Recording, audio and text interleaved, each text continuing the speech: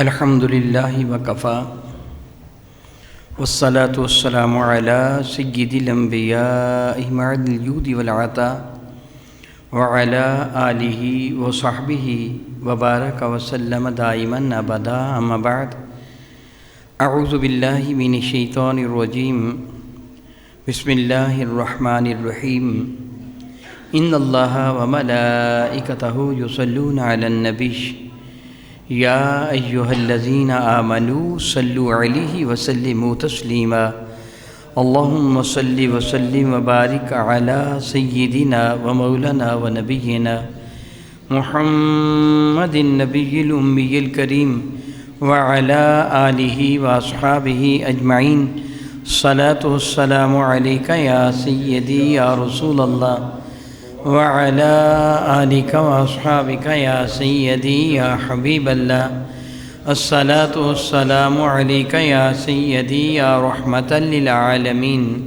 وعلی آلک واصحابک یا سیدی یا سیدی یا سیدی یا شفیع المذنبین۔ نہایتی معزز محترم احباب گرامی قدر، الحمدللہ تعالی ثم الحمدللہ تعالی رب ذوالجلال نے بہت ہی احسان و کرم فرمایا کہ ہمیں وہ دین متین عطا فرمایا جو دنیا کے سارے ادیان پر غالب ہے۔ رب کائنات جل وعلا نے اپنے محبوب مکرم شفیع معظم رحمت عالم صلی اللہ علیہ وسلم کی بعثت تشریفہ کا ایک مقصد یہ بھی بیان فرمایا کہ هو الذی ارسل رسولہ بالہدی ودین الحق۔ اللہ رب العزت جل وعلا وہ ذات بابرکات ہے کہ جس نے اپنے محبوب مکرم شفیع معظم رحمت عالم کو ہدایت اور دین حق دے کر بھیجا، لیظہرہ علی الدین کلہ، تاکہ یہ دین اسلام کائنات کے سارے ادیان پر غالب آ جائیں۔ بحمدللہ تعالی ثم الحمدللہ تعالی میرے نبی کا لایا ہوا دین کائنات کے سارے ادیان پر، خواہ وہ دین سماوی ہیں، یعنی اللہ تعالیٰ جل وعلا نے بذریعہ انبیاء علیہ السلام اس کائناتی ہستی میں نافذ فرمائے، یعنی نبی وہ دین لے کے آئے، یا وہ ادیان و آئین و قانون جو لوگوں نے بنائے تھے، جتنے بھی ادیان ہیں دین اسلام سب پر غالب ہے، اور اس کو اللہ رب العزت جل وعلا نے پسندیدہ ترین دین قرار دیا۔ سارے ہی دین جن کو اللہ نے بھیجا اللہ کو سارے پسند ہیں، سارے انبیاء جن کو اللہ نے بھیجا وراء الورا ہیں، درجات بلند سے بلند ہیں، لیکن جس قدر درجہ میرے نبی کا بلند ہے وہ اپنا مقام ہے، اپنا مرتبہ ہے، اور یہ دین متین الیوم اکملت لکم دینکم کے اعتبار سے کامل ترین دین ہے۔ اس دین نے حقوق الہیہ کے ساتھ ساتھ حقوق العباد کی ادائیگی پر بہت زیادہ زور دیا ہے۔ آپ کا بلدی بحمدللہ تعالی ثم الحمدللہ تعالی گزشتہ اس سے پیوستہ جمعہ مبارک میں حقوق العباد کے سلسلہ میں والدین، اولاد، میاں بیوی، رشتہ دار، ان کے آپ کچھ نہ کچھ حقوق و فرائض بحمدللہ سن چکے ہیں۔ پچھلے جمعہ المبارک کو میں نے ہمسائے کے حقوق کے موضوع پر کچھ گفتگو کی تھی، اور باقی باتیں بہت ساری باقی بھی تھیں۔ انشاءاللہ تعالی جل وعلا میں کوشش کروں گا کہ جمعہ المبارک کو اس سلسلے میں کچھ نہ کچھ حدیث مبارکہ میں آپ کو سناؤں، تاکہ احساس ہو کہ اللہ رب العزت جل وعلا کے حضور ایک ہمسائے کا درجہ اور مرتبہ اور مقام کیا ہے۔ دراصل اسلام بہت ہی اعلیٰ مذہب ہے، بہت اعلیٰ مذہب ہے، یہ امن والا مذہب ہے۔ میرے اور آپ کے کریم آقا رسول عربی کا ارشاد گرامی قدر آپ متعدد مرتبہ سن چکے ہیں کہ میرے اور آپ کے آقا رسول عربی شفیع معظم رحمت عالم صلی اللہ علیہ وسلم کا ارشاد گرامی قدر ہے، والذی نفسی بیدہ لا یؤمن عبد حتی یحب لجارہ۔ میرے نبی نے فرمایا کہ مجھ کو اللہ کی قسم وہ بندہ اس وقت تک ایمان والا نہیں ہو سکتا جب تک وہ اپنے ہمسائے کے لیے وہی کچھ پسند نہیں کرتا جو اپنے لیے پسند نہیں کرتا، جو اپنے لیے پسند کرتا ہے۔ اور دوسری حدیث مبارکہ میں ہے کہ ما یحب لنفسہ، جو اپنے نفس کے لیے پسند کرتے ہیں وہی وہ پسند کرے اپنے بھائی کے لیے، لأخیہ، اپنے بھائی کے لیے بھی وہی پسند کریں جو اپنے لیے پسند کرتے ہیں۔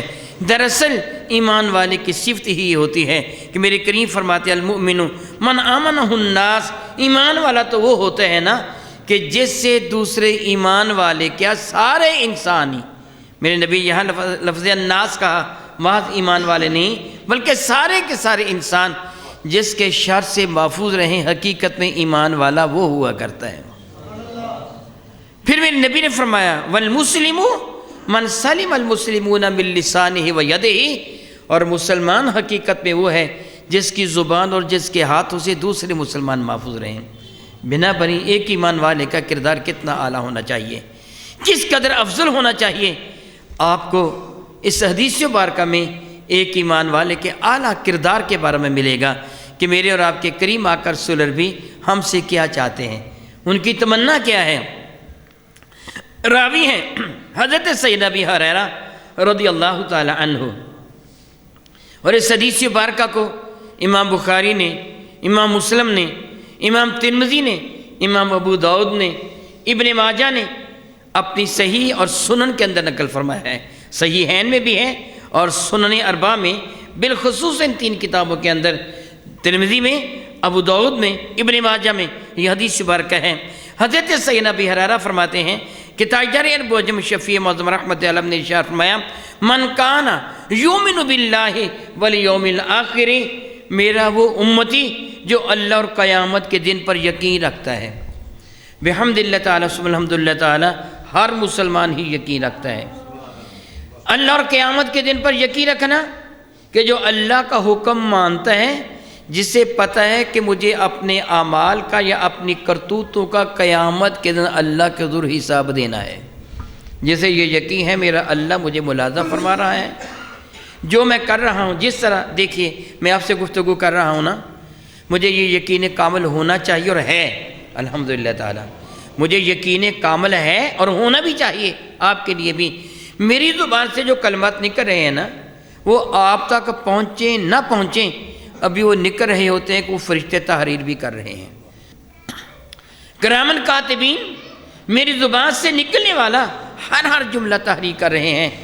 میرے افعال، میرے اقوال جو بھی مجھ سے سرزد ہو رہا ہے، خواہ وہ اپنے ہاتھوں سے ہیں، پاؤں سے ہیں، میرے جسم سے ہیں، فزیکل طور پر جو بھی مجھ سے سرزد ہو رہا ہے، اور جو کچھ میں کہہ رہا ہوں یہ سب کچھ محفوظ کیا جا رہا ہے۔ اللہ تعالیٰ مجھے معاف فرمائے، اللہ چاہے تو قیامت کے دن کسی کا بھی حساب لے لے۔ جو یہ ڈر رکھتا ہے کہ مجھے اللہ کے حضور حاضر ہونا ہے اور اللہ تعالیٰ پر یقین ہے، قیامت پر یقین ہے، میرے نبی فرماتے فلا یوزی جارہ، جو اللہ اور قیامت پر یقین رکھتا ہے پھر اپنے ہمسائے کو ایذا نہ دے، اپنے ہمسائے کو نہ ستائے۔ اللہ اکبر، اللہ اکبر، اللہ اکبر۔ ارشاد فرمایا ومن کان یؤمن باللہ والیوم الآخر فلیکرم ضیفہ، جو اللہ اور قیامت کے دن پر یقین رکھتا ہے اپنے مہمان کی عزت کرے۔ پھر فرمایا ومن کان یؤمن باللہ والیوم الآخر، جو اللہ اور قیامت کے دن پر یقین رکھتا ہے فلیقل خیرا اور یسکت، یا تو اچھی بات کہے یا پھر چپ رہے۔ حدیث مبارکہ کی جامعیت پہ غور فرمائیے۔ پہلی بات کیا کہی میرے نبی نے کہ جو اللہ اور قیامت کے دن پر یقین رکھتا ہے اپنے ہمسائے کو دکھ نہ دے۔ میں نے پڑھا اللہ کے ایک برگزیدہ بندے کا واقعہ، غالباً کشف المحجوب میں پڑھا، غالباً دعویٰ نہیں ہے، اتنا مجھے یاد میں نے پڑھا، یہ واقعہ پڑھا کہ ایک اللہ کے برگزیدہ بندے تشریف فرما تھے، ان کی خدمت میں کوئی عقیدت مند حاضر ہوا، تھوڑی دیر بیٹھا، اس نے دیکھا کہ چوہے بکثرت ہیں، چوہے بہت زیادہ ہیں، ادھر ادھر بھاگ دوڑ کر رہے ہیں، اور کسی چیز کو محفوظ نہیں چھوڑا انہوں نے، اپنے کتر پتر سے انہوں نے نقصان پہنچایا ہے ان کو بزرگوں کو۔ تو اس عقیدہ مند نے عرض کیا کہ حضور آپ مجھے اجازت دیں کہ میں ایک بلی لے آؤں، آپ بلی رکھ لیں تاکہ چوہے بھاگ جائیں، آپ کو تکلیف نہ دیں۔ فرمانے لگے کہ میں بلی رکھ کر جہنمی نہیں ہونا چاہتا۔ وہ شخص سے پوچھا حضور بلی رکھنے والا جہنمی تو نہیں ہوتا؟ نہیں، بلی رکھنا جائز ہے، صحابہ کرام کے ہاں تھی بلیاں، جائز ہیں، تو بلی رکھ لیجئے۔ فرمایا کہ نہیں، دراصل بات یہ ہے میں بلی رکھوں گا نا تو میرے چوہے بھاگ کر ہمسائے کے، میرے گھر کے چوہے بھاگ کر ہمسائے کے گھر چلے جائیں گے، اس کو تکلیف ہوگی، میں جہنمی ہو جاؤں گا۔ میں یہ دنیا کی تکلیف برداشت کر سکتا ہوں کہ چوہے جو مجھے ستاتے ہیں، میں جہنم کی تکلیف برداشت نہیں کر سکتا کہ میرے نبی فرماتے ہیں جو اللہ اور قیامت کے دن پر یقین رکھتا ہے وہ اپنے ہمسائے کو نہ ستائے، اسے تکلیف نہ دے۔ ہمسایہ شاید کبھی ہم نے غور نہیں کیا اس کا معنی بھلا کیا ہوتا ہے۔ آپ جانتے ہیں ہمسایہ کا معنی کیا ہوتا ہے؟ غور کیجئے، ہمسایہ جس طرح ہم راہ دو بندے جو ایک ہی راستے پہ چلنے والے ہیں، ہم سبق دو بندے جو ایک ہی سبق پڑھنے والے ہیں، ہم مکتب دو بندے جو ایک ہی مکتب ایک ہی اسکول میں پڑھتے ہیں، تو ہم سایہ جن دو بندوں کا سایہ ہی ایک ہے۔ جس طرح ہم کہتے ہیں نا کہ یک جان دو قالب، دیکھنے میں بدن دو ہیں لیکن جان دونوں کی ایک ہے، یہ تیرا ہم سایہ ہے، تیرا اتنا قریبی ہے گویا جو تیرا سایہ وہ اس کا سایہ۔ میرے نبی تشریف فرماتے ہیں، امام احمد نے مسند امام احمد بن حنبل میں یہ واقعہ نقل فرمایا، راوی فرماتے ہیں کہ رسول رحمت کے ساتھ کو بندہ گفتگو میں مشغول و مصروف ہوا، وہ باتیں کرنے لگا، اتنی لمبی باتیں کی، اتنی لمبی باتیں کی، اتنی لمبی باتیں کی، وہ راوی فرماتے ہیں مجھے اس شخص پر اللہ کی قسم غصہ آنے لگا۔ وہ اللہ کی قسم اٹھا کہتے ہیں کہ اللہ کی قسم مجھے اس پر غصہ آنے لگا، یہ بندہ کون ہے جس نے میرے نبی کو اتنی دیر تک پاؤں پر کھڑے رکھا؟ میرے نبی تھک گئے ہوں گے اور اس کی باتیں ہی ختم نہیں ہو رہی، یہ باتوں پہ باتیں کیے جا رہا ہے۔ وہ بڑی لمبی اس نے باتیں کی اتنی دیر تک کہ میں بیٹھا بیٹھا تھک گیا۔ وہ پھر بندہ گیا تو میں نے بارگاہ ساتھ میں حاضر و عرض کیا، یا رسول اللہ علیہ وسلم یہ کون تھا جس سے اتنی لمبی گفتگو کی؟ میں تعظیم و توقیر کی وجہ سے مداخلت سے بعد رہا، میں وہاں بیٹھا رہا، اس سے تو آپ کو تھکا دیا، مجھے تو اس پہ بڑا غصہ آیا۔ میرے کریم نے فرمایا یہ جبریل امین تھے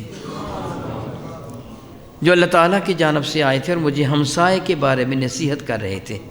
میری اور آپ کی ماں سیدہ زاہدہ طیبہ طاہرہ عائشہ صدیقہ سے بھی حدیث بات کا مروی ہے کہ میرے نبی فرماتے جبریل نے مجھے اللہ تعالیٰ جل وعلا کی جانب سے ہمسائے کے بارے میں اتنی تاکید کی کہ میں نے گمان کر لیا تھا شاید اللہ تعالیٰ ہمسائے کو وراثت میں بھی حصہ دار نہ بنا دے، وراثت میں بھی نہ یہ فرما دے کہ وراثت میں بھی اس کو حصہ دیا جائے۔ اتنا زیادہ حکم اللہ تعالیٰ نے ہمسائے کے ساتھ حسن سلوک کا دیا۔ دراصل ہمسائے پہ آدمی کو اعتماد بھی بہت ہوتا ہے۔ میں نے کہیں جانو اپنے گھر کو تالا لگا کے چلا جاؤں گا تو میرے گھر کا میرے بعد چوکیدار کون ہے؟ میرا ہمسایہ، اس سے میرے گھر کا خیال رکھنا ہے۔ اگر وہ اپنے مکان کی چھت پہ چڑھتا ہے میرا گھر اس کے سامنے بالکل عیاں ہوتا ہے، اس سے میری عزت کی بھی حفاظت کرنی ہے، کیونکہ وہ ایمان والا ہے۔ اور ایمان والا کون ہوتا ہے؟ ابھی آپ نے سنا، جس سے دوسرے ایمان والا امن میں ہوتا ہے۔ مسلمان وہ ہوتا ہے جس کے ہاتھ اور زبان سے دوسرا مسلمان محفوظ ہوتا ہے، جس کے ہاتھ اور زبان سے دوسرا مسلمان محفوظ نہیں، مسلمان کہلوانے کا حقدار ہی نہیں ہے۔ بلکہ کتب فقہ میں لکھا ہے ہمسائے کی دیوار میں تمہیں بغیر اجازت کے کیل لگانے کی اجازت نہیں ہے۔ تم کیل ٹھونکتے ہو نا، اگر وہ دیوار آپ کی اور ہمسائے کی مشترکہ ہے، آدھی آپ کی آدھی ہمسائے کی ہے، جس طرح عموماً ہمارے ہاں ہوتا ہے، تو پھر اپنے طرف کی دیوار کو تم استعمال کر سکتے ہو۔ اگر وہ تنہا ہمسائے کی ہے اس میں کیل لگانا بھی حرام ہے جب تک تم اپنے ہمسائے سے پوچھ نہیں لیتے ہو، اجازت نہیں لے لیتے ہو۔ میرے نبی نے یہی فرمایا جو اللہ اور قیامت کے دن پر یقین رکھتا ہے اپنے ہمسائے کو نہ ستائے۔ اور دوسری بات کیا تھی؟ جو اللہ اور قیامت کے دن پر یقین رکھتا ہے وہ اپنے مہمان کا اکرام کرے۔ عدی بن حاتم یہ عیسائی تھے، ان کو پتہ چلا کہ ایک ذات بابرکات جنہوں نے مکہ مکرمہ میں جنم لیا، ہجرت فرما کر مدینہ طیبہ تشریف فرما ہو گئے ہیں، اور انہوں نے دعویٰ کیا کہ میں اللہ کا نبی ہوں۔ عدی بن حاتم تحقیقات کے لیے بارگاہ بے کسمرہ میں حاضر ہوئے۔ عدی کہتے ہیں کہ جب میں مسجد نبوی شریفہ میں بارگاہ اقدس میں حاضر ہوا، پہلی نظر حضور کو دیکھا تو میں نے خیال کیا یہ محض ایک سردار قسم کا بندہ ہے جو اپنے قبیلے کا سردار ہے یا علاقے کا چودھری ہے، اس سے بڑھ کر یہ کچھ بھی نہیں ہے، نہ بادشاہ ہے، نہ حاکم ہے، نہ سلطنت کا فرمان روا ہے، یہ محض اور محض ایک سردار ہے۔ سبب یہ تھا کہ میرے اور آپ کے کریم آقا رسول عربی صحابہ کرام کے اندر اس طرح گھل مل کر بیٹھے ہوئے تھے کہ آنے والے کو پتہ نہیں چلتا تھا ان میں اللہ کے نبی کون ہیں۔ دیکھیے آپ سارے کے سارے نیچے بیٹھے ہیں، میں اونچی جگہ پر ممبر پر بیٹھا ہوں، یہ میرے نبی کی سنت ہے کہ خطبہ دیتے ہوئے میرے کریم آقا ممبر پر تشریف فرما ہوا کرتے تھے۔ عام حالت میں باقی لوگوں کو نیچے بٹھا کر خود اونچی جگہ بیٹھنا غرور تکبر کے ساتھ میرے نبی کو قطعاً پسند نہیں بلکہ ناجائز و گناہ۔ میرے نبی صحابہ کرام کے اندر بیٹھا کرتے تھے۔ اب عدی بن حاتم نے دیکھا ان کے لیے کوئی شاہ نہیں ہے، کوئی تخت نہیں ہے، کوئی الگ کرسی نہیں ہے، اونچی جگہ نہیں بنائی ہوئی ہے، کوئی ایسی شے نہیں ہے کہ جو نمایاں ہو، یہ لوگوں کے اندر ہی مل کے بیٹھے ہوئے ہیں۔ معلوم ہوتا ہے یہ قبیلے کے سردار ہوں گے زیادہ سے زیادہ، اور باقی قبیلے کے افراد ہیں جن کے اندر یہ بیٹھے محو گفتگو ہیں۔ عدی بن حاتم نے اپنے آنے کا بتایا کہ میرا نام عدی بن حاتم ہے، قبیلہ بنو طے کا سربراہ ہوں۔ آج بھی مشہور ہے حاتم بن طے، اس زمانہ میں بھی بڑا معروف تھا حاتم بن طے، یمن کے علاقہ سے۔ میں یمن سے آیا ہوں، طے قبیلے کا سربراہ ہوں، حاتم کا بیٹا ہوں۔ میرے کریم آقا سب کچھ سمجھ گئے اس کے آنے کا مقصد کیا ہے۔ یہ محض ملاقات کے لیے اتنی آیا ہوگا نا، یہ کسی مقصد کے لیے آیا ہے۔ میرے کریم آقا نے ان کا بازو پکڑا۔ عدی فرماتے ہیں میرا ہاتھ تھاما۔ اس وقت عدی بن حاتم عیسائی تھے، لے کے چل دیے میرے نبی صلی اللہ علیہ وسلم۔ راستے میں ایک خاتون ملی جو ضعیف العمر تھی، بڑھیا تھی، شاید اس کو کوئی حاجت تھی، اس نے میرے نبی کو روک لیا۔ ٹھہریے، میری بات سنیے۔ میرے نبی رک گئے، مہمان ساتھ ہے، مہمان ساتھ ہے۔ میرے کریم کا اخلاق کریمہ دیکھیے، رک گئے، مہمان ساتھ ہے۔ عدی کہتے مجھے کھڑا رہنے دیا، اور اس اماں جی کی باتیں سننے لگے۔ ایک روایت میں یہ ہے اماں جی ضعیف العمر تھی، آہستہ آہستہ باتیں کر رہی تھی۔ میرے قریب نے سر جھکا کر اپنا کان اس کے منہ کے قریب کر دیا تاکہ اماں جی کو تکلیف نہ ہو۔ ایک روایت میں وہ بیٹھ گئی تھی، حضور اس کے پاس بیٹھ گئے۔ بہرحال وہ باتیں کرتی رہی، جتنی دیر تک وہ باتیں کرتی رہی میرے نبی اس کی باتوں کو سنتے رہے، اکتاہٹ کا اظہار نہیں کیا، بڑی محبت سے سنتے رہے۔ عدی بن حاتم یہ خود بیان کرتے ہیں، عدی بن حاتم کہتے ہیں میں نے سمجھ لیا یہ قبیلے کا سردار بھی نہیں ہے۔ پہلے تو میں نے کم از کم قبیلے کا سردار جانا تھا، نہیں نہیں، نبی تو بہت دور کی بات ہے، نہ یہ بادشاہ ہے، نہ یہ سلطنت آرا ہے، نہ یہ کسی حکومت کا سربراہ ہے، یہ قبیلے کا سردار میں نے سمجھا تھا۔ لیکن جب اس بڑھیا کے ساتھ ان کا رویہ دیکھا تو میں نے خیال کیا یہ بڑھیا جو قبیلے کا سردار ہے اس کی ماں ہے یا اس کی بیوی ہے جس سے اس نے اتنا پروٹوکول دیا، اتنی دیر تک کھڑا اس کے ساتھ باتیں کرتا رہا یا بیٹھا اس کی باتوں کو سنتا رہا۔ میں نے خیال کیا یہ نائب ہوگا اس کا، قبیلے کا سربراہ بھی نہیں ہے۔ میرے نبی ساتھ لے کر مجھے فرماتے ہیں اپنے کاشان مقدس میں داخل ہو گئے۔ میں نے گھر کا جائزہ لیا، بہت سادہ گھر تھا، کچھ زیادہ کچھ سامان نہیں تھا، ایک کھجور کی چٹائی تھی پورے گھر میں۔ میرے نبی وہ چٹائی اٹھا لائے، زمین پر بچھا کر مجھے فرمایا اس جگہ بیٹھ جاؤ۔ عدی بن حاتم کون تھے مذہب کے اعتبار سے؟ اور میرے نبی امام الانبیاء۔ وہ کون تھے؟ عیسائی، میرے نبی امام الانبیاء۔ فرماتے ہیں چٹائی بچھا دی، چٹائی بچھا کے مجھے فرمایا اس پر بیٹھ جاؤ۔ میں چٹائی پہ بیٹھ گیا، خود نیچے ننگی زمین پہ بیٹھ گئے، میرے سامنے ننگی زمین پہ بیٹھ گئے۔ میں تل ملا اٹھا، میں نے جلدی جلدی کہا آپ چٹائی پہ بیٹھیں۔ فرمان کے نہیں تم بیٹھو، میرے اللہ نے حکم دیا ہے اپنے مہمان کی عزت کے کرنے کا، میں اپنے رب کو حکم مانتا ہوں۔ اسی لمحے میں نے جان لیا یہ واقعی اللہ کے نبی ہیں، کلمہ طیبہ پڑھ کے ایمان لیا ہے۔ میرے نبی نے فرمایا اپنے مہمان کی عزت کرو، تعظیم و توقیر کرو، یہی سنت مصطفیٰ کریم صلی اللہ علیہ وسلم سے ثابت ہے۔ اور پھر میرے نبی نے کیا فرمایا، جب بات کرو تو وہ کرو صحیح بات، فَلْيَقُلْ خَيْرًا، نیکی کی بات کرو، بسوط دیگر فَلْيَسْكُتْ، چپ رہو۔ دراصل بات کیا ہے، تو کیا ہے؟ ایمان والا۔ اور آپ جانتے ہیں برتن میں جو ہوتا ہے وہی نکلتا ہے۔ اگر برتن میں دودھ ہوگا تو آپ اسے ڈھیل لیں گے، کیا نکلے گا؟ اگر گندا پانی ہوگا تو گندا پانی نکلے گا۔ اور تو ایمان والا سراپا خیر ہے، تیری زبان سے بلائی ہی نکلنی چاہیے۔ تیری گفتگو سن کے بندہ سوچ لے، سمجھ لے، تیرے انداز گفتگو سے یہ بندہ عام نہیں ہے، گندا ہوگا تو زبان سے گندی باتیں نکلیں گی۔ اور تو ایمان والا نبی کا غلام ہے، تیری زبان سے بلائی ہی نکلنی چاہیے، تیری زبان سے اچھی باتیں نکلنی چاہیے۔ سبحان اللہ سبحان اللہ، کتنی پیاری پیاری نصیحتیں میرے کریم آقا رسول عربی شفیع معظم ہم نے اپنے اشعار گرامی قدر میں فرما دی کہ جب تو کسی سے بات کرے تو پتہ چلے کہ ایک مسلمان بات کر رہا ہے۔ تیری زبان سے ہمیشہ بھلائی ہی نکلنی چاہیے، کبھی برائی تیری زبان سے نہ نکلے۔ میرے اور آپ کے کریم آقا رسول عربی شفیع معظم رحمت عالم سے حضرت سیدنا کعب بن مالک رضی اللہ تعالیٰ حدیث مبارکہ کو روایت کرتے ہیں، فرماتے ہیں میں بارگاہ بے کسونا میں حاضر تھا، صحابہ بھی بیٹھے تھے، ایک بندہ آیا، آ کے اس سے کہا یا رسول اللہ میرا قریبی ہمسایہ مجھے بڑا دکھ دیتا ہے، اس کی وجہ سے میں پریشان ہوں، جو میرا قریبی ہمسایہ ہے نا اس کی وجہ سے میں بڑا پریشان ہوں۔ میرے کریم آقا رسول اللہ بھی شفیع معظم رحمت عالم صلی اللہ علیہ وسلم نے سیدنا صدیق اکبر کو، سیدنا فاروق اعظم کو، سیدنا علی مرزا کو حکم دیا اٹھو جاؤ مسجد میں جا کر ایک اعلان کر دو، وہاں لوگ موجود ہیں ان کے سامنے ایک اعلان کر دو۔ اللہ اکبر۔ آپ کا بلدی ایک بات سن چکے ہیں، ہمسائے کی کچھ قسمیں ہوتی ہیں، سنا نا آپ نے؟ ایک وہ ہمسایہ جس کے 3 حق ہیں، ایک وہ ہمسایہ جس کے 2 حق ہیں، ایک وہ ہمسایہ جس کا 1 حق ہے۔ جو تیرا ہمسایہ بھی ہے، تیرا رشتہ دار بھی ہے، صاحب ایمان بھی ہے، اس کے 3 حق ہیں۔ جو تیرا ہمسایہ اور تیرا رشتہ دار ہے یا تیرا ہمسایہ اور مسلمان ہے اس کے 2 حق ہیں۔ جو صرف تیرا ہمسایہ ہے، مسلمان بھی نہیں ہے اور تیرا رشتہ دار بھی نہیں ہے، اس کا 1 حق ہے۔ اس اعتبار سے یہ 3 قسمیں تھیں۔ دوسرے اعتبار سے قریب کا ہمسایہ، بعید کا ہمسایہ، ایک ہمسایہ جو بالکل قریب ہے، ایک ہمسایہ جو تھوڑے فاصلے پر ہے۔ اس شخص سے عرض کیا یا رسول اللہ جو میرے قریب کا ہمسایہ ہے وہ مجھے دکھ دیتا ہے، اس کی وجہ سے میں پریشان ہوں۔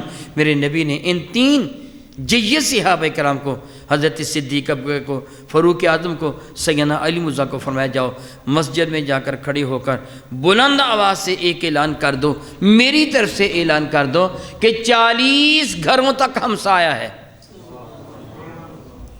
قریب کا ہمسایہ ہے نا، 40 گھروں تک ہمسایہ ہے، اور میری طرف سے یہ اعلان کر دو کہ اللہ کے نبی فرماتے ہیں سن لو وَلَا يَدْخُلُ الْجَنَّةَ مَنْ خَافَ جَارَهُ بِوَائِقَهُ، وہ بندہ جنت میں نہیں جا سکتا جس کا ہمسایہ اس سے خوف زدہ ہے، وہ جنت میں داخل نہیں ہوگا۔ جاؤ جا کے اعلان کر دو۔ چنانچہ یہ تینوں بزرگ آئے اور آ کر مسجد میں اعلان کیا، اللہ کے نبی فرماتے وہ جنت میں داخل نہیں ہوگا جو اپنے ہمسائے کو ستاتا ہے۔ اور ہمسائے کتنے ہیں؟ 40 گھروں تک، 40 گھروں تک ہمسائے ہیں۔ اللہ اکبر، اللہ اکبر، اللہ اکبر۔ میرے بھائیوں ذرا غور کیجئے اسلام کس قدر عرف اور اعلیٰ مذہب ہے۔ اس سے اپنے ماننے والوں کو ہمسایوں کے ساتھ، لوگوں کے ساتھ کس قدر حسن سلوک کا حکم دیا۔ حضرت سیدنا ابی ہریرہ رضی اللہ تعالیٰ فرماتے ہیں بارگاہ رسالت باب میں یہ بات عرض کی گئی یا رسول اللہ علیہ السلام، ایک عورت ہے جو بڑے روزے رکھتی ہے، بڑی نمازیں پڑھتی ہے، گویا سارے سال نفلی روزے بھی بکثرت رکھتی ہے، وہ فرائض کے علاوہ نوافل بھی ادا کرتی، بڑی نفلی نمازیں پڑھتی ہیں، مگر اس کی زبان سے اس کے ہمسائے، اس کے محلے والے محفوظ نہیں ہیں، زبان دراز ہے۔ میں اللہ تعالیٰ جل وعلا سے معافی مانگتا ہوں، کہہ رہا ہوں یہ میں نے بعض اوقات دیکھا ہے، مجھے اتفاق کو ان باتوں سے، جو عورتیں بہت زیادہ عبادت گزار ہوتی ہیں بعض اوقات اپنے خامند کی نافرمان ہوتی ہیں، وہ اپنے آپ کو بہت زیادہ عبادت گزار سمجھتے ہوئے خیال کرتی ہیں میں اتنی نمازیں پڑھتی، اتنی تسبیح کرتی ہوں، تو اتنی تسبیح نہیں کرتی، نمازیں نہیں پڑھتا، وہ اپنے خامند سے معاذ اللہ تعالیٰ وفا کرنے والی نہیں، گستاخ ہوتی ہیں۔ ایسی عورت جہنمی ہوتی ہے، جنتی نہیں ہوا کرتی، جو اپنے خامند کی نافرمانی کرتی ہے۔ اور پھر جس کو اپنی عبادت پر غرور یا گھمنڈ ہوتا ہے نا، وہ تو اللہ تعالیٰ کے حضور قبول ہی نہیں ہوتی عبادت۔ جو آدمی عبادت کر کے مغرور ہو، گھمنڈ ہو، لوگوں کو بتائے میں عبادت کرنے والا ہوں، اس کی تو عبادت ہی قبول نہیں۔ اللہ تعالیٰ جل وعلا تو بے نیاز و محتاج تو نہیں ہے عبادت کا، اس کی حضور تو عاجزی انکساری قبول ہے۔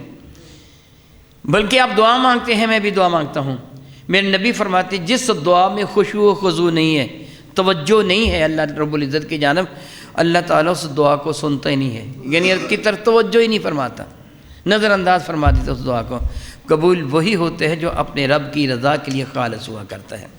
تو میں عرض کر رہا تھا، عرض کیا گیا رسول اللہ علیہ السلام عورت ہے، بڑی نمازی پرہیزگار ہے، بڑے روزے رکھتی ہیں، مگر زبان دراز ہے، لوگوں کو تکلیف دیتی ہے۔ میرے کریم آقا رسول اللہ نے فرمایا وہ جہنمی ہو گئی۔ یہ مجموع الزوائد میں ہے، امام علامہ سیوطی نے نقل فرمایا ہے، اور امام احمد نے اس کو مسند امام احمد بن حنبل میں نقل کیا۔ اور عرض کیا یا رسول اللہ ایک اور عورت ہے، وہ بہت زیادہ روزے تو نہیں رکھتی، سال کے بعد ہی روزے رکھتی ہیں، اور بہت زیادہ نمازیں نہیں پڑھتی، 5 وقت کی نماز تو پابندی سے پڑھتی ہے، باقی تہجد کبھی پڑھ لی کبھی نہ پڑھی، یعنی بہت زیادہ نہیں پڑھتی، لیکن 5 نمازوں کی پابندی کرتی ہے، صرف رمضان کے روزوں کی پابندی کرتی ہے، لیکن خوش اخلاق بہت ہے، ہمسائے بہت راضی ہیں۔ میرے نبی نے فرمایا وہ جنت میں جائے گی۔ صرف تیری نمازوں کو نہیں دیکھا جاتا. لن تنالوا البر ان تولوا وجوہکم قبل المشرق والمغرب. یہی نیکی نہیں ہے کہ مشرق کی طرف منہ کر کے نمازیں پڑھ لو، مغرب کی طرف منہ کر کے نمازیں پڑھ لو. نہیں، اللہ اور اس کے رسول پر ایمان لانا، لوگوں سے حسن سلوک کرنا، یہ بھی نیکی ہے. حضرت سیدنا سعد بن ابی وقاص رضی اللہ تعالیٰ عنہ سے یہ حدیث مبارکہ مروی ہے. میرے نبی فرماتے ہیں، یہ مقدر کی بات ہے، یہ مقدر کی بات ہے. میرے نبی فرماتے ہیں 4 چیزیں انسان کے لیے خوش قسمتی کی علامت ہیں. ہم سارے جانیں ہم خوش قسمت ہیں کہ نہیں ہیں، اور پھر ہم یہ بھی جانیں کہ دوسرے بھی خوش قسمت ہیں کہ نہیں ہیں. میرے نبی فرماتے ہیں ایمان والا وہ ہے جو اپنے لیے وہی پسند کرتا ہے جو دوسرے بھائی کے لیے پسند کرتا ہے. دوسرے بھائی کے لیے جو پسند کرتا ہے وہی اپنے لیے پسند کرتا ہے. اگر میں چاہتا ہوں کہ آپ میری عزت کریں، میں اپنے لیے کیا پسند کرتا ہوں کہ آپ میری، پھر آپ کے لیے مجھے کیا پسند کرنا چاہیے کہ میں بھی آپ کی عزت کروں. اگر میں یہ پسند کرتا ہوں کہ لوگ میری عزت کریں، پھر میں پکا ایمان والا تب ہوں گا جب میں یہ پسند کروں گا کہ دوسروں کی میں بھی عزت کروں. یہ نہیں کہ تنہا میں اپنی عزت تو کرواؤں مگر دوسروں کی بے عزتی کروں. میرے نبی نے فرمایا کہ 4 چیزیں خوش بختی کی علامت ہیں. وہ کون کون سی ہیں؟ میرے نبی نے فرمایا نیک بیوی خوش قسمتی کی علامت ہے. اور نیک بیوی کون سی، کیسی نیک بیوی؟ جو خاوند کے نیکی کے کاموں میں اس کی معاون بنے، خاوند کے نیکی کے کاموں میں اس کی معاون بنے. میرے آپ کے کریم آقا رسول اللہ کے ایک ارشاد گرامی قدر ہے، اے کاش ہمارے گھروں میں یہ بات رائج ہو جائے. میں اپنی بھی بات کر رہا ہوں اور آپ کی بات کر رہا ہوں. میرے نبی فرماتے ہیں جو خاتون صبح سویرے تہجد کے لیے اپنے خاوند کو جگاتی ہے، اللہ تعالیٰ اس پر فخر فرماتا ہے. فرشتوں دیکھو اپنے محبوب خاوند کو میری رضا کی خاطر جگا رہی ہے. اور اللہ اس خاوند سے محبت فرماتا ہے جو اپنی بیوی کو نماز کے لیے جگاتا ہے، اٹھو اور نماز ادا کر لو. اللہ ان سے پیار فرماتا ہے. بہترین خاوند وہ ہے جو اپنی بیوی کے حق میں بہتر ہے، بہترین بیوی وہ ہے جو اپنے خاوند کے حق میں بہتر ہے. اور پھر دونوں بہتر ہوں تو گھر ہی جنت کا نمونہ بن جاتا ہے. میرے نبی فرماتے ہیں خوش قسمت ہے وہ بندہ کہ جس کی بیوی اچھی ہو اور دوسرا کھلا گھر خوش قسمتی کی علامت ہے. یہ میرے کریم آقا ارشاد فرماتے ہیں، امام باقی نے اس کو شعب الایمان میں نقل فرمایا، کھلا گھر بھی خوش قسمتی کی علامت ہے. ذرا سوچئے تنگ سا مکان ہو جس طرح بیچارے غریبوں کا ہوتا ہے کہ نہ تو کھلی ہوا آتی ہے، نہ کوئی چارپائیاں بچھائی جا سکتی اچھے طریقے سے، نہ گھر میں گھوما پھرا جا سکتا ہے، نہ ضروریات زندگی ساری گھر میں پوری کی جا سکتی ہیں. تنگ گھر یہ اچھا نہیں. کھلا گھر میرے نبی فرماتے خوش قسمتی کی دلیل ہے. میرے نبی فرماتے نیک ہمسایہ بھی خوش بختی کی دلیل ہے. ہمسایہ نیک ہوگا تو کتنی خوشی کی بات ہے. پھر ڈر تو نہیں ہوگا نا کسی طرح کا، نہ عزت کے برباد ہونے کا، نہ بے پردگی کا، نہ چوری کا، نہ چکاری کا، نہ نقصان کا، کیونکہ ہمسایہ جو نیک بن گیا. میرے کریم آقا رسول اللہ نے فرمایا اچھی سواری بھی خوش بختی کی دلیل ہے. کسی کو اللہ نے اچھی سواری عطا فرمائی ہونا یہ بھی خوش بختی کی دلیل ہے. سبحان اللہ تعالیٰ و بحمدہ 14 صدیاں پہلے میرے نبی نے جو فرمایا تھا، سوچئے یہ کس قدر حق ہے، کس قدر صحیح ہے. یہ چیزیں 4 چیزیں خوش بختی کی دلیل ہے. اس کو امام باقی رحمۃ اللہ تعالیٰ نے شعب الایمان میں نقل فرمایا ہے. میرے اور آپ کے کریم آقا تاجدار عرب و عجم شفیع معظم رحمت عالم صلی اللہ تعالی وسلم سے حضرت سیدنا ابی ہریرہ اس حدیث مبارکہ کو روایت کرتے ہیں کہ ایک دن کا ذکر ہے رسول رحمت کی رحمت کا دریا جوش میں تھا. میرے نبی صلی اللہ علیہ وسلم نے ارشاد فرمایا وہ کون ہے جو مجھ سے 5 چیزیں سیکھ لے، خود بھی عمل کرے اور لوگوں کو بھی اس پر عمل کروائے. خود عمل کر لے یا لوگوں کو ترغیب دے دے عمل کرنے کی. گویا یہ چیزیں کامیابی کی دلیل ہو جو میرے نبی نے سکھایا، تربیت کے لیے سکھایا، آپ بھی سیکھ لیں کہ میرے کریم آقا رسول اللہ نے وہ 5 چیزیں کیا ارشاد فرمایا. پہلی چیز یہ تھی اتق المحارم تکن عبد الناس. حضرت ابی ہریرہ فرماتے میں نے عرض کیا یا رسول اللہ مجھے سکھا دیجئے. میرے نبی نے میرے ہاتھ کو پکڑ لیا. سبحان اللہ کتنا حسین منظر ہوگا جب میرے نبی کے ہاتھ میں ان کے کسی غلام کا ہاتھ ہوگا اور اس کے سمجھا رہے ہوں گے، اسے بتا رہے فرمان لگے اتق المحارم، گناہ سے اپنے آپ کو بچا، حرام سے اپنے آپ کو محفوظ فرما لیں. حرمت والی چیزوں کی حفاظت کر، اعبد الناس، سارے انسانوں میں بڑھ کر عبادت گزار گنا جائے گا۔ یاد رکھیے میرے کریم آقا کے ایک ارشاد گرامی قدر ہے، حرام بھی ظاہر ہے حلال بھی ظاہر ہے، حرام بھی ظاہر ہے حلال بھی ظاہر ہے، متقی وہ ہے جو خود کو شبہ والی چیزوں سے بچا لے۔ یہ چیز شاید جائز ہے کہ نہیں ہے، اس سے بھی بچ جا۔ حقیقت میں تقویٰ یہ ہے میں عابد الناس، لوگوں میں سب سے زیادہ عبادت کرنے والا ہو جائے گا۔ پھر میرے کریم آقا نے فرمایا دوسری بات کیا ہے؟ یہ پہلی بات ہی، باتوں کو یاد رکھ لیں۔ دوسری بات کیا ہے؟ میرے کریم آقا رسول اللہ نے فرمایا جو اللہ نے تیرے مقدر میں رزق رکھ دیا ہے اس پر راضی ہو جا۔ زمانہ میں سب سے بڑا غنی ہو جائے گا، سب سے بڑا بے پرواہ ہو جائے گا۔ یہ چیز ایک حقیقت ہے، جو میرے اللہ نے میرے لیے لکھ دیا ہے، میں کتنی بھی کوشش کروں اس سے ایک ذرہ بھی زیادہ حاصل نہیں کر سکتا، اور جو نہیں لکھا میں پا نہیں سکتا، جو لکھ دیا ہے وہ رہے گا نہیں، وہ مجھے مل ہی جائے گا، خواہ کیسے بھی کیوں نہ ہو وہ مجھے مل کے ہی رہے گا، جو میرے اللہ نے میرے مقدر میں لکھ دیا ہے۔ میرے کریم نے فرمایا جو اللہ نے تیرے مقدر میں لکھ دیا رزق، اس پر راضی ہو جا، تو سب سے غنی ہو جائے گا، بے پرواہ ہو جائے گا، تجھے کوئی فکر ہی نہیں ہوگا۔ اور تیسری بات میرے کریم نے فرمایا اپنے ہمسائے سے حسن سلوک کر، اللہ کے حضور کامل ترین مومن بن جائے گا۔ اگر تو کامل ترین مومن بننا چاہتے ہیں نا، اپنے ہمسائے سے حسن سلوک کر کامل ترین مومن بن جائے گا۔ پھر میرے کریم آقا نے چوتھی بات فرمائی، ارشاد فرمایا لوگوں کے لیے وہی پسند کر جو تجھے اپنے لیے پسند ہے۔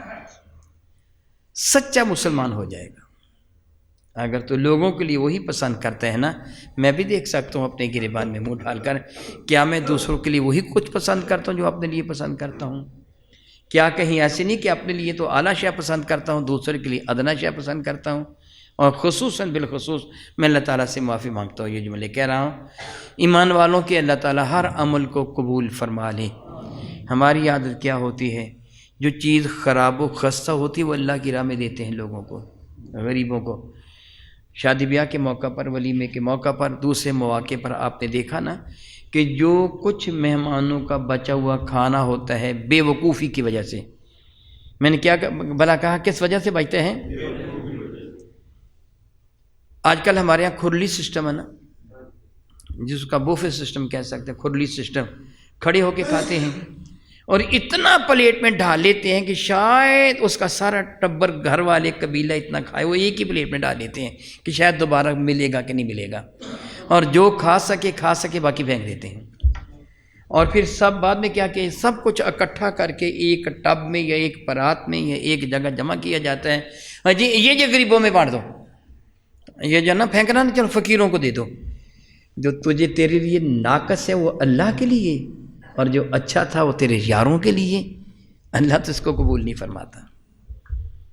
اور جس رب نے تجھے یہ نعمتیں دی ہیں جب اس کی رضا کے لیے دے رہا ہے تو ناقص، جو تجھے پسند نہیں اور جو اچھا تھا اپنے لیے رکھ لیا، اور جو حقیر تھا دوسروں کو دے دیا۔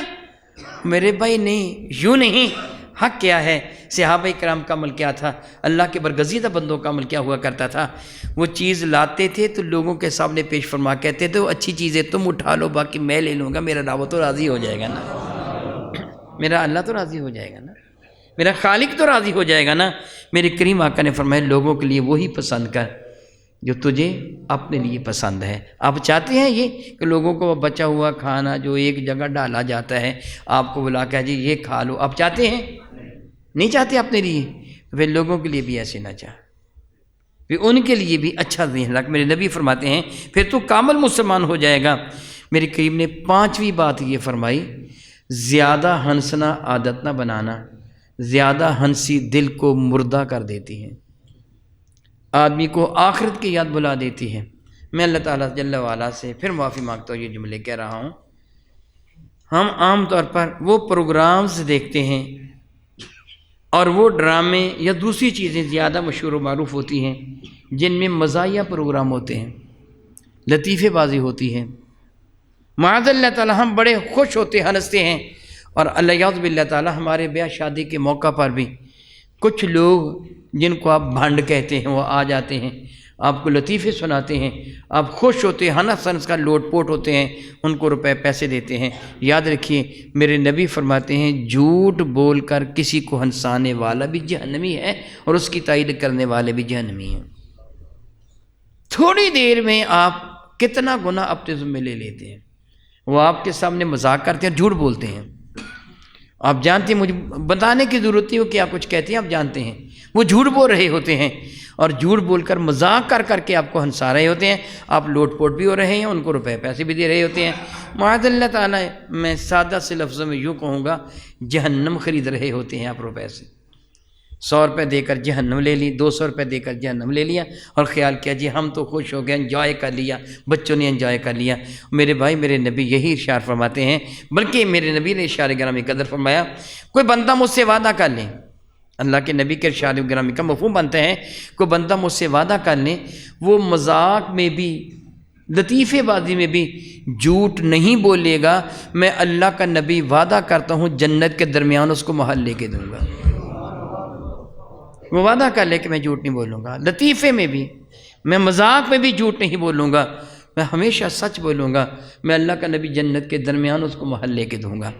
میرے بھائیوں میرے نبی آپ کیسا دیکھنا چاہتے ہیں؟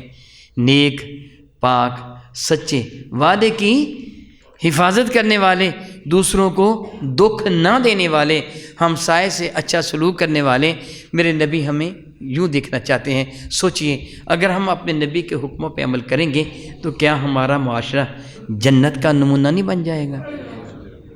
اے کاش ہم صرف کہیں ہی نہیں بلکہ اس پر عمل بھی کریں۔